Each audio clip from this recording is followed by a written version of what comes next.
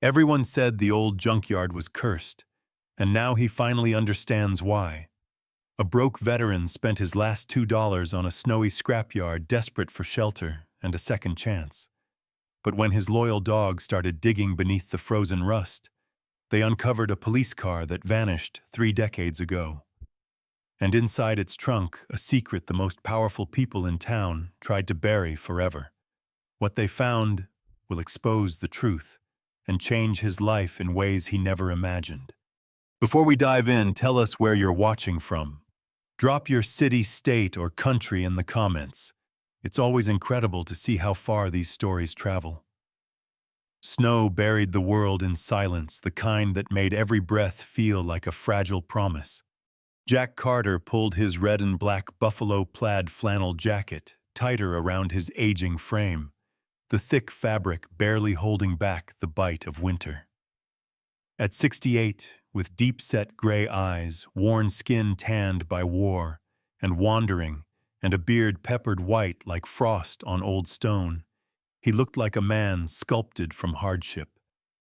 His boots were torn at the edges, his jeans faded and stiff with cold.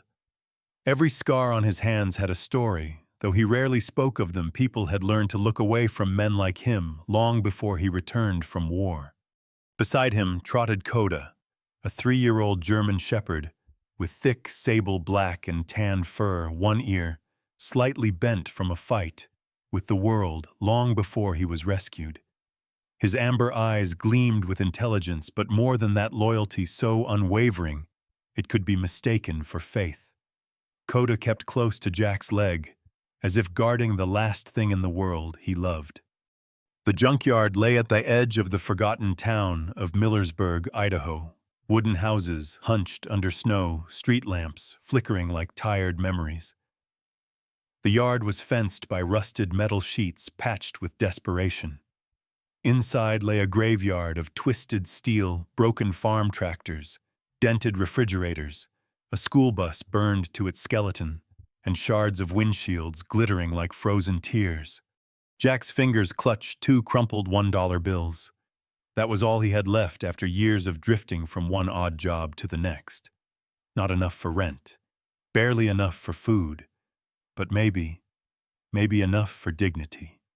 The owner, Earl Higgins, a large man with a round belly and a permanent look of annoyance creased between his eyebrows, towered over him.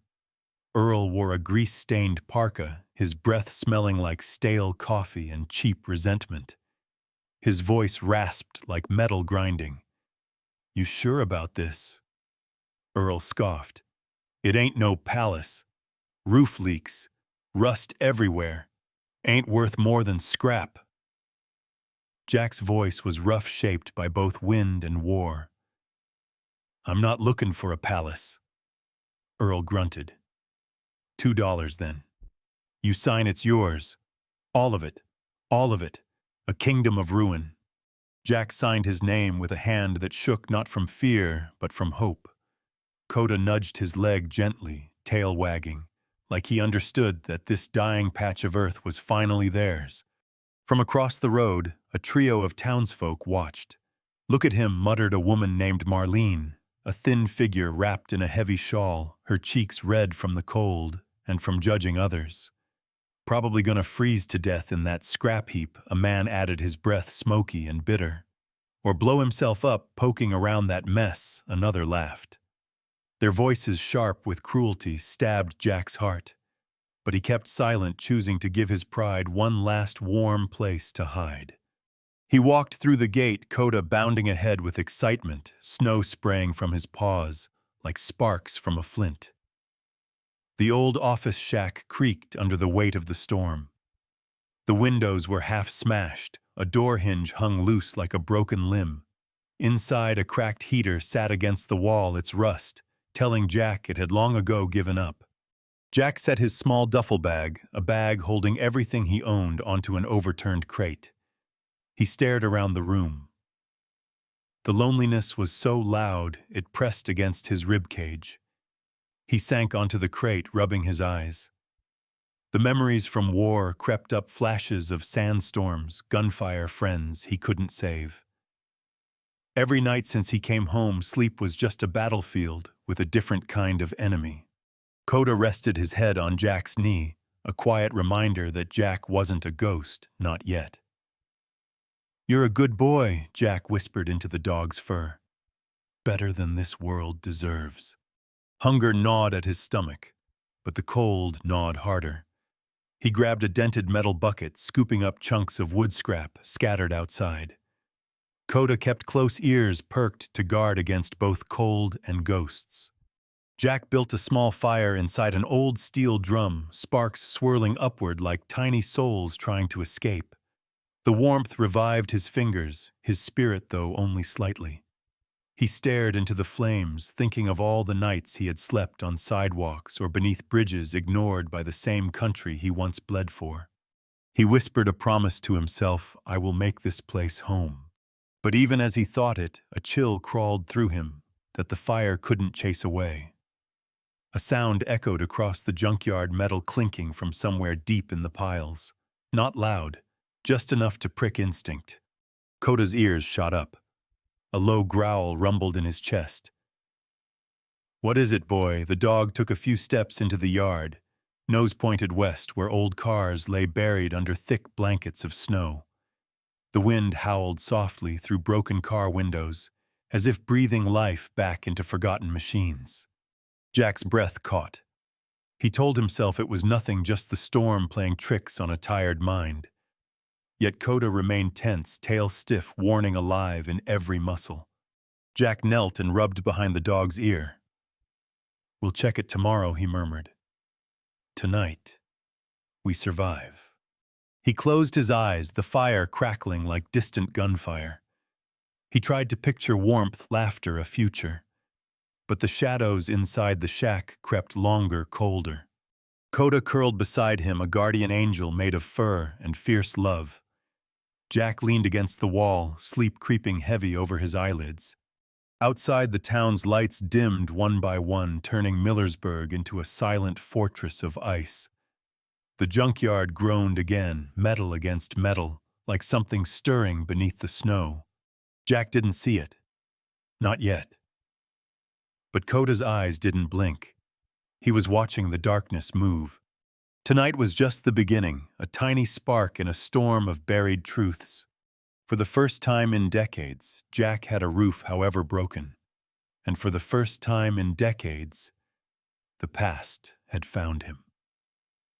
Morning came without sunlight, the sky a heavy blanket of gray, pressing down on Millersburg, as if trying to smother every trace of warmth left in the world.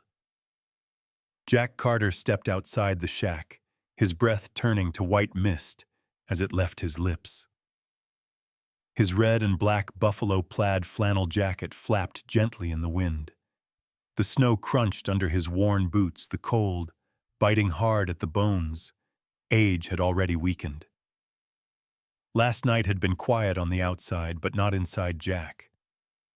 War never truly left a soldier, and sleep had brought back the sound of shells and the sight of fear in young eyes. He shook off the ghosts and looked around the junkyard, his new kingdom of broken steel. Koda, the 3-year-old German shepherd, bounded ahead through the snow, nose-twitching ears, shifting like radar. His thick sable coat shimmered faintly beneath a layer of frost. Jack tossed him a small piece of stale bread, all they had for breakfast. "Make it last, buddy," Jack murmured, voice rough but tender. The dog ignored the food. Instead, he locked onto the far west corner of the yard, the one buried deepest in ice and silence. His body stiffened, tail raised like a flag pointing to danger. A low growl rumbled in his chest, not fierce, but warning. Koda, Jack called, confused. The dog barked once, sharp, urgent, and sprinted through the snow. Jack followed his knees, protesting angrily with every step. They reached a mound shaped wrongly for discarded metal, too smooth, too deliberate. Koda dug fast snow, spraying into the air like white dust from a mine explosion. Jack, breathing hard, fell to his knees and helped clear the snow with his raw, chapped hands. Soon metal appeared. A roof, then shattered glass. then the faded blue and white stripe of a police vehicle. Jack paused, heart thudding like a hammer in a hollow drum. The car had burn marks licking up both sides' doors, warped, as if the fire had been desperate to consume secrets. He scraped frost from the driver's side window. The inside was blackened ash stuck to the steering wheel, seats torn and melted in places. "Someone didn't want this thing found," Jack muttered. Koda whined and pawed at the back door claws clicking against metal. Jack gripped the frozen handle and pulled. It resisted, then cracked open with a screech that echoed like something crying out from underground. A smell of rust, rot, and stale fear seeped into the air. Jack swallowed hard and leaned closer. In the dim haze inside, he noticed a police badge rust-crusted over the edges, but the emblem of Millersburg was still clear. Beside it lay a small file folder, the papers inside warped by heat edges singed. He picked it up with trembling fingers. A photo slid out. A young officer, handsome in a clean navy uniform, dark hair was trimmed, short brown eyes bright with pride. Under the photo, Officer Michael Graves, missing, 1994. Jack knew that name, everybody did. The town had once prayed for a miracle, but time had taught them to forget instead. Beneath the photo lay bloodstains dried into dark, cracked lines on the back seat. And next to them, a handcuff. One half closed, the other gaping open. Whoever it was meant for never got chained or never got away. Jack's chest tightened. Memories of soldiers missing in action hit him like a sudden avalanche. The certainty that someone once fought to remain alive here haunted him. Then the crunch of footsteps in snow sounded from behind. Jack spun around. Koda growled low, positioning himself between Jack and the intruder. A figure approached, tall, with a narrow face, sharp cheekbones turned red by the cold. Deputy Samuel Boyd. At around 42, he carried the weight of disappointment in the downward slope of his shoulders.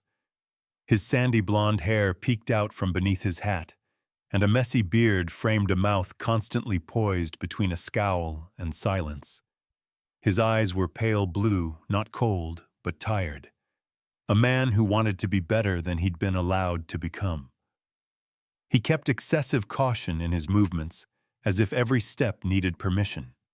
"Shouldn't be snooping around wrecks," Boyd said, voice flat, but his gaze flickered nervously to the car. Jack stood straight despite his aching back. "I'm not snooping. My dog found it." Boyd's jaw clenched. "This junkyard's got history. Not the kind folks ought to dig up. That badge belonged to a missing officer, didn't it?" Jack stepped aside to reveal the car more fully. Michael Graves. Something cracked in Boyd's expression, a flicker of grief or guilt, hard to tell. "You don't know what you're talking about," the deputy snapped, though the tremor in his voice betrayed fear more than anger. "If I were you, I'd leave things buried." Koda barked loudly as if calling out the lie. Boyd flinched, then pulled his coat tighter. "I'll report this. Sheriff Donovan will handle it." Jack noticed the deputy couldn't quite look him in the eye before turning and walking away, boots crunching hastily, almost like running. Jack felt the storm inside him grow. He wrapped his fingers around the burnt frame of the doorway, trying to steady himself. A good man once sat behind that wheel. A good man vanished. And someone, maybe many someones, had made sure this car stayed silent under Winter's grave. Jack looked down at the badge in his hand. It felt heavier than metal. It felt like duty. "Don't worry, Michael," he whispered.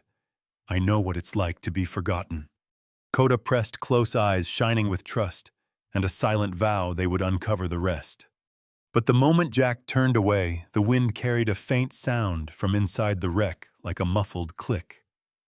A weak electrical pulse.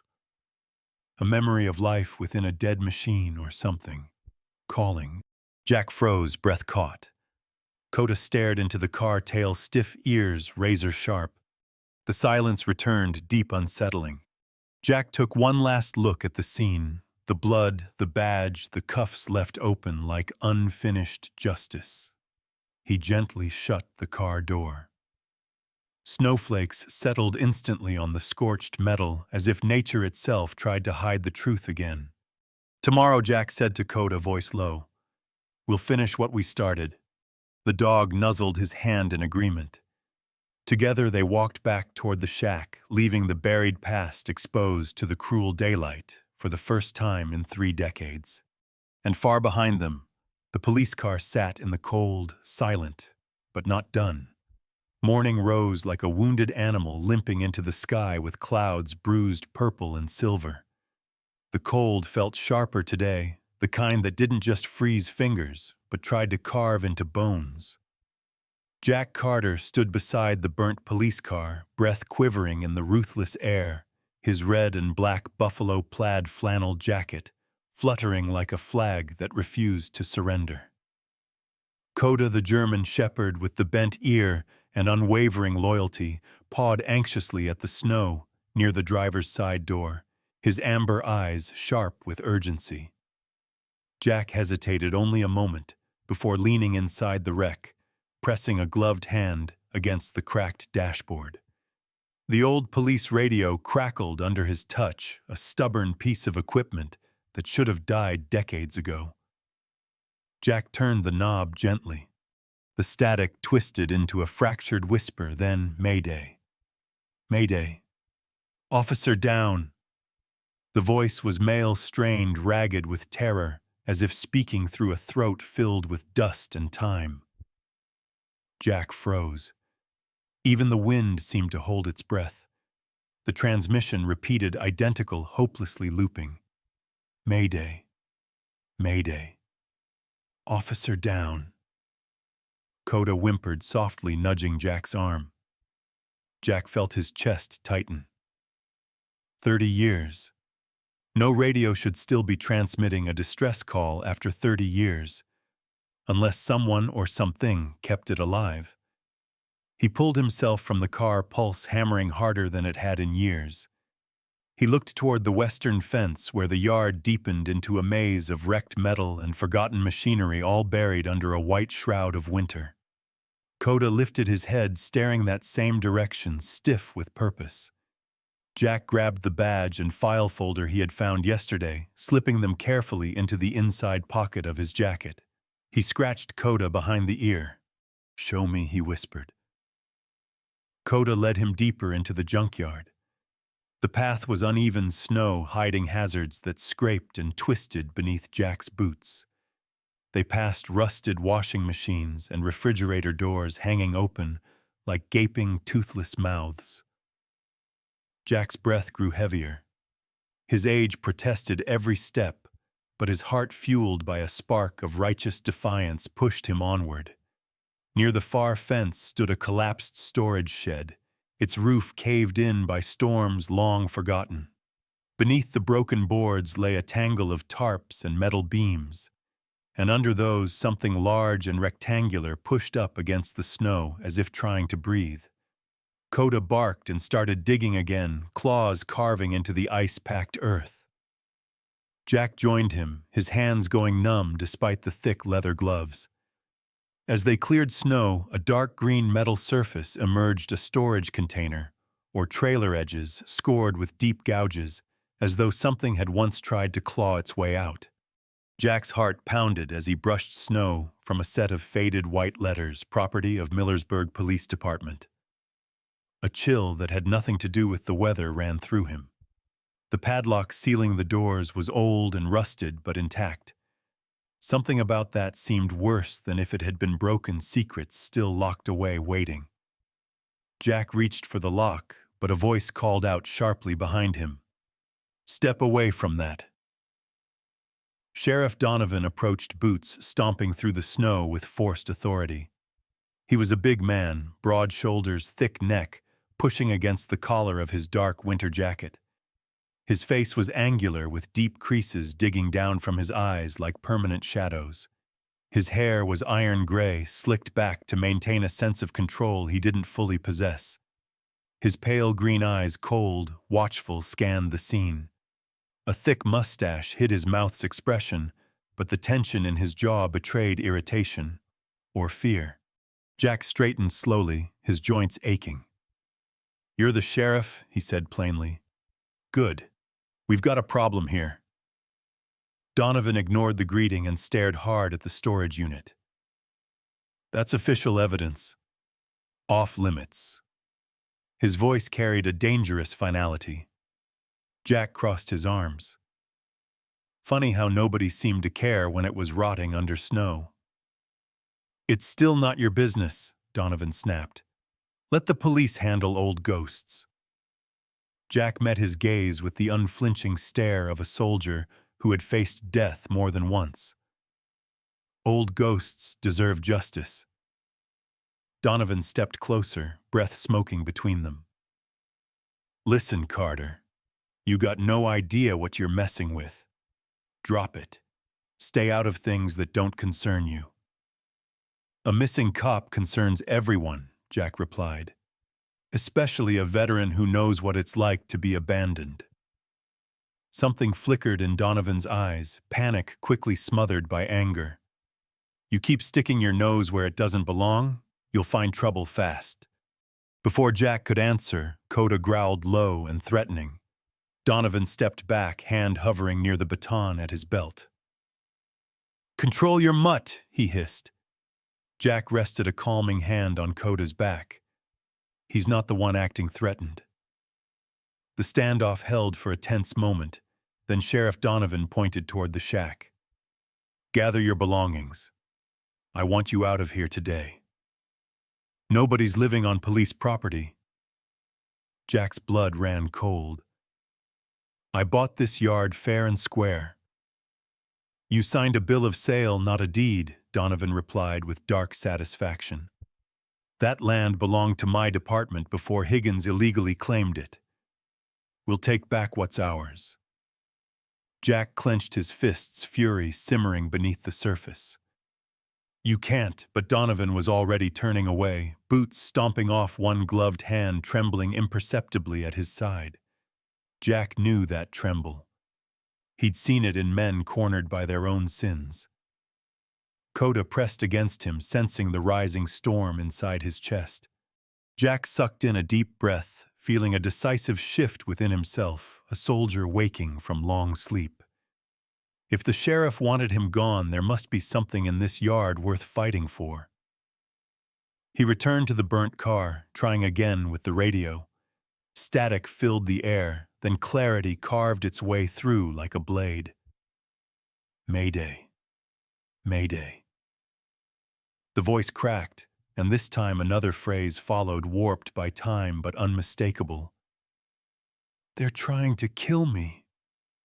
Jack's skin prickled as if the dead had breathed down his neck. He shut his eyes. He remembered young soldiers calling for help through crackling radios, voices fading into desert winds. He remembered never being able to answer in time. Not again. Koda barked sharply, commanding attention. He moved toward the western fence again, staring at the woods beyond the tall pines, swaying like dark witnesses. Something in that forest was connected to all this. Jack didn't know what yet, but he could feel it like a heartbeat pulsing beneath deep ice. He put his hand on the car roof metal, cold enough to burn. "I hear you," he whispered to the looping transmission. "And I'm not walking away." The wind howled loudly, as if applauding the vow. Koda pressed into his leg, loyal as ever. Together they stood before the wreck, the radio hissing warnings from a past long buried. The nightmare that swallowed Officer Michael Graves wasn't over. It had simply been waiting for someone stubborn enough or foolish enough to answer the call. And now Jack had. Tonight, Millersburg's ghosts had a voice again, and they had found a new soldier. The storm thickened over Millersburg as night crept in, wind pushing icy daggers into every crack of the junkyard. The town lights in the distance flickered like nervous heartbeat signals, dim and uncertain. Jack Carter stood by the burnt police car, the radio now silent, as though it too sensed the danger closing in. His red and black buffalo plaid flannel jacket was wet with snow, but the cold couldn't snuff the fire that had finally reawakened in his chest. He spent his younger years fighting for a country that forgot him, and he would be damned if he let a scared sheriff bully him now. Koda stayed glued to his side, fur-raised ears pricked forward, and amber eyes anchored to the darkness as if expecting it to move. Word of Jack's discovery had spread faster than the storm clouds. As he walked into the town center earlier that afternoon, hoping to buy cheap canned soup, he felt the air shift around him. Conversations died as he passed. People he had never spoken to now stared at him like he was contagious. The butcher, a broad-shouldered man with greasy hands and a gray apron, had whispered loudly to the baker next door. He shouldn't have poked his nose in that mess. Their words stung harder than any winter wind, because it was the same tone he'd heard returning from war when they called him damaged, unstable, and a problem. It was the tone people used for things they didn't want to think about. Jack had barely made it back to the junkyard when Koda darted toward the far northern border, his growl deep and urgent. The junk was stacked highest there, pieces twisted together into a grotesque skyline of rust. Jack followed, stepping carefully over frozen metal. Koda stopped suddenly at a mound of unsettled snow that dipped oddly toward the ground. The dog sniffed, ears twitching, then let out a heartbreaking whine. Jack knelt slowly and pushed snow aside with trembling palms. Cloth appeared first, dark, dirty, and stiff with age. Beneath it lay small bones. Human bones. A child. Jack staggered backward, heart screaming. He once found remains in the desert sands overseas. He never imagined he'd uncover a grave in peaceful America. He brushed more snow aside and saw a threadbare jacket on the skeleton's upper body, small enough for a boy no older than 9 or 10. There was a pin attached to the collar shaped like a smiling sun. Jack recognized it immediately, the missing kid from the news archives he'd once seen on a gas station bulletin board, Tommy Walker. Missing since the same year Officer Michael Graves vanished. Everything clicked painfully together. Tommy Walker had been the sheriff's nephew. The official story was that Tommy wandered off one night and must have fallen into a river. The town mourned, but the sheriff shut the case with suspicious speed. No body ever found until now, buried in Jack's yard like trash. Jack felt his fists clench so hard his nails bit into his palms. Whoever did this had buried more than a child. They buried a family's hope and the truth of an honest man who tried to protect that child. The sound of crunching snow broke his focus. Jack looked up sharply. A woman approached, small in stature, holding a bag of groceries pressed to her chest. She wore a faded green coat that hugged her thin frame, dark curly hair tucked beneath a wool beanie.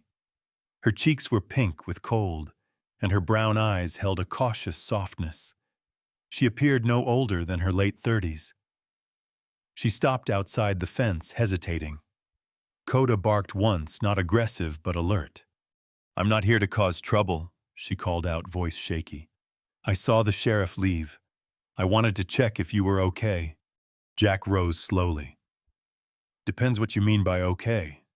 The woman stepped closer, though fear flickered behind her gaze. "My name is Sarah Whitlock. I work at the local diner. I wasn't always from here. My husband was stationed at the military base nearby. He passed 2 winters ago. And the town isn't kind to outsiders who stay." She tried to smile, but grief curled at its corners. She wasn't fragile, just exhausted from holding herself together alone. Jack nodded once, recognizing a fellow survivor. "Jack, and this is Koda." Koda sniffed Sarah's hand, then licked it gently, granting approval.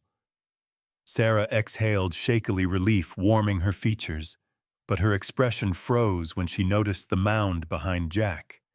"Oh my God," she whispered, voice cracking. "Is that—" "Tommy Walker," Jack confirmed grimly. Sarah's hands flew to her mouth, eyes filling with a mixture of horror and pity. "The sheriff always said he ran off. How could this be here?" Jack stared toward the direction Donovan had gone. Somebody put him here. Somebody with the ability to hide it. Sarah swallowed hard. Donovan always seemed too quick to shut people up. My husband used to say the sheriff looked at everyone like they were criminals hiding something. Jack went quiet. Sarah reached into her grocery bag and handed him 2 cans of soup label faded but edible. I figured you could use this. People like us have to look out for each other. Jack's chest tightened unexpectedly. Compassion always hit him harder than hate. Before he could thank her, a distant siren wailed, brief but deliberate. Sarah's eyes widened. They're coming. I shouldn't be here. She hurried away, boots slipping on the ice as she vanished into the swirling snow. Koda barked frantically again, this time toward the storage container they uncovered earlier. Jack hurried over. Something clanged inside, metal meeting metal. A fist pounding, a chain dragging, impossible. The radio inside the burnt car crackled again, and the voice, broken, terrified, whispered a new sentence. They killed the boy. Don't let them bury me too. Jack's breath froze in his throat. The sheriff wanted him gone because this wasn't just evidence, this was a confession from beyond the grave. He looked at the shallow grave again, sorrow and rage twisting together like barbed wire. You won't be forgotten, he vowed, voice hoarse and shaking. Sirens drew nearer. Koda pressed his head into Jack's palm, ready to defend.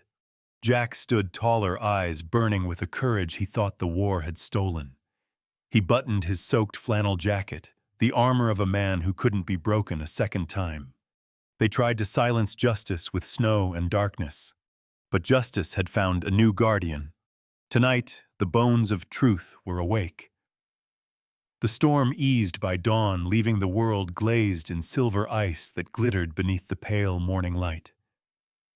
The junkyard, once a grave of forgotten metal, now stood like a battlefield reclaimed by truth. Jack Carter, his red and black buffalo plaid flannel jacket, dusted white with frost, stepped outside the shack, holding the badge and file that had uncovered 3 decades of lies. Beside him, Koda padded through the snow with careful determination, nose low breath, misting in small clouds. Jack's heart thudded with the weight of what came next. He had been a good soldier once, honorable, dependable, but life had exiled him after war, tossing him into shadows. Now, for the first time in years, he felt the same fire that had pushed him to protect others. Before the sheriff could carry out whatever hasty cover-up he had in mind, Jack headed toward Millersburg's community center. He knew someone there would listen. Someone who wasn't tangled in the roots of this poisoned town. He knocked on a side door with a rusted metal sign, Aaron Walsh, FBI Contact Liaison. The door cracked open. Standing there was Aaron Walsh himself, a sturdy man in his mid-40s with tightly curled black hair and square-framed glasses fogging from the cold. His skin was deep brown cheeks, wind-bitten, and eyes sharp with a kind of weary vigilance. He wore a heavy charcoal trench coat that draped over a suit too formal for a snow-buried town. His jaw showed a day's worth of stubble, like someone too busy for vanity. He looked like a man who had seen too much and trusted too little, and that made Jack trust him more. "You're Carter," Aaron said bluntly. "No accusation, just recognition. The sheriff mentioned you." Jack felt tension tighten beneath his collar. "Let me guess, he said I was causing trouble." Aaron considered that a moment.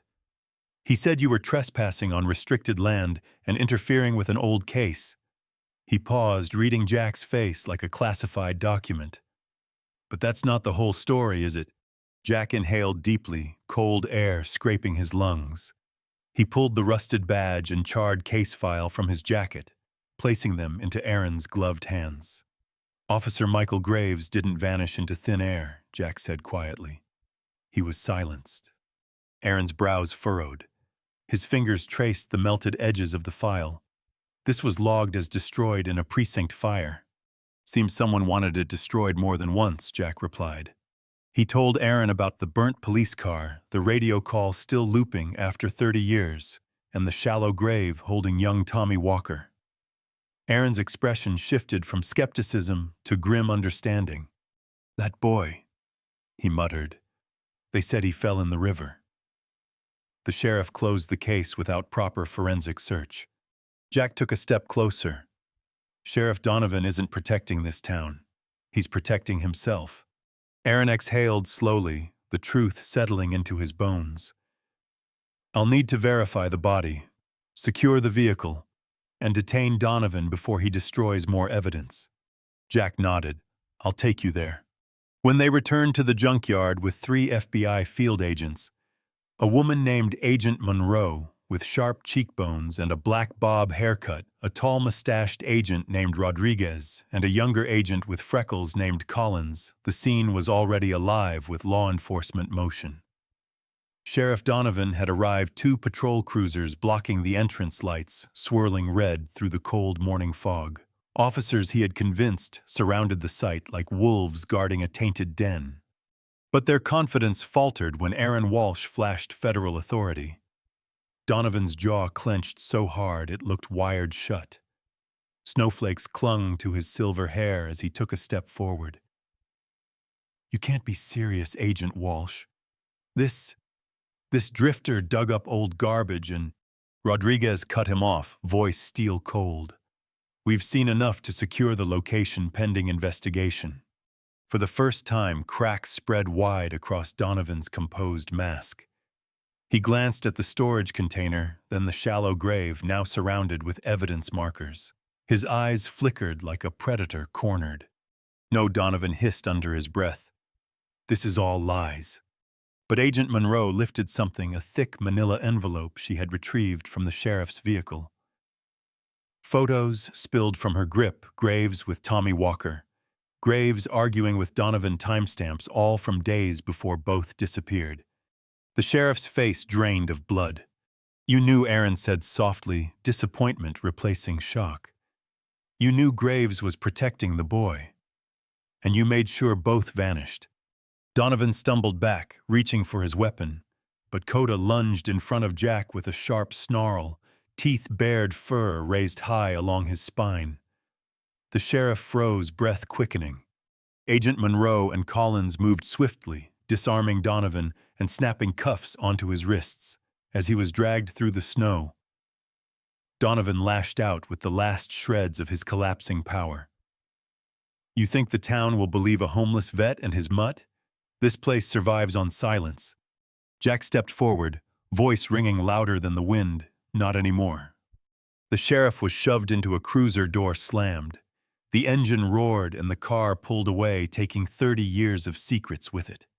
When news spread, real news, the town changed its face. People who once stared at Jack with suspicion now approached him in shaken clusters. Whispers of apology brushed past him like gentle snowfall. Eyes wet with guilt and relief followed wherever he walked. The biggest transformation came when a black sedan rolled through the gates and a couple stepped out, Officer Graves's parents. Both elderly, their backs bent with years of not knowing. His mother, a petite woman with white hair pinned neatly back, pressed a trembling hand to her lips when Aaron gently handed her Michael's badge. His father, a tall man with a stern face softened by grief, squeezed Jack's hand as a soldier greeting another. "Thank you," the old man whispered, voice cracking. "You gave our son his name back." Tears stung Jack's eyes, memories of all the soldiers he couldn't save crashing into the moment.